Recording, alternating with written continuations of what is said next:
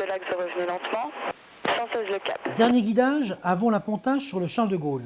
400 pieds, top. Passage de reconnaissance, volet ouvert, crosse sortie, cabré comme un cheval, l'appontage paraît simple et pourtant. Les 3 chasseurs bombardiers, des Rafales de seconde génération, les F2 comme on les appelle ici, arrivent de Mont-de-Marsan.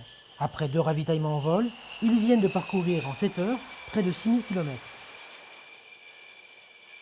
Oui, ça s'est bien passé. Après, l'avion est confortable, il est assez grand. Bref, il y a des aides de pilotage, donc tout se passe bien. C'est les vaccins? Très bien, aucun problème.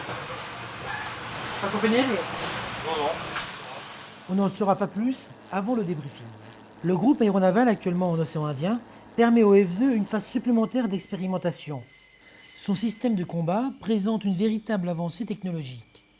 Polyvalent, il est aussi bien chasseur que bombardier.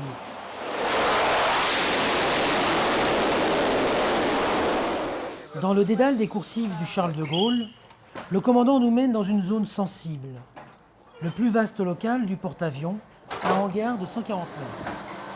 Ici, des dizaines de techniciens et mécaniciens s'activent. Bonjour. Bonjour. Bonjour. Prennent soin des hélicoptères, super étendards, de la dizaine de Rafales F1 de première génération et maintenant des F2.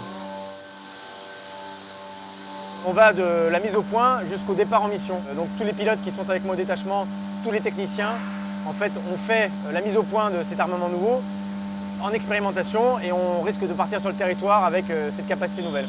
Vous avez une manette des gaz qui est ici, donc c'est ici qu'on fait avancer l'avion plus ou moins vite. Et ici, vous avez le manche pilote qui permet de diriger l'avion.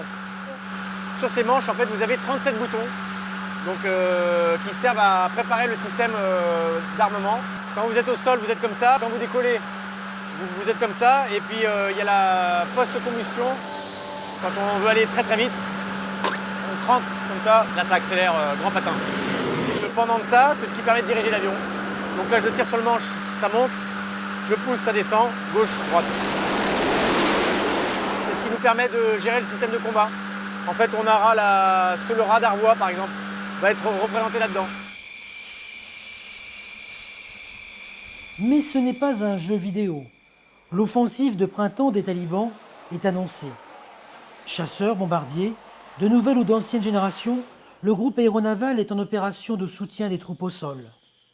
Pour cette mission, les premiers Rafales, habituellement des chasseurs-intercepteurs, auront une toute autre utilité. Prochainement, on va être engagé aux côtés des super étendards et des Rafales F2.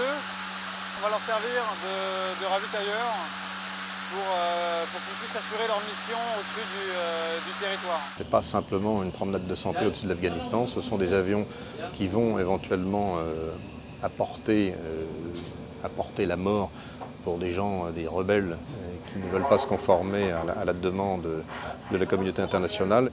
Cette force véhicule également un message de paix.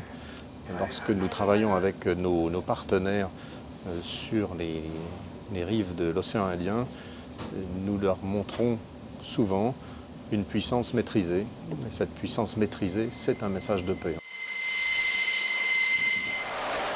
D'ici 2011, la Marine nationale sera dotée de 35 nouveaux appareils au standard F3. Ces appareils seront alors chasseurs, bombardiers et pourront disposer de l'arme de dissuasion.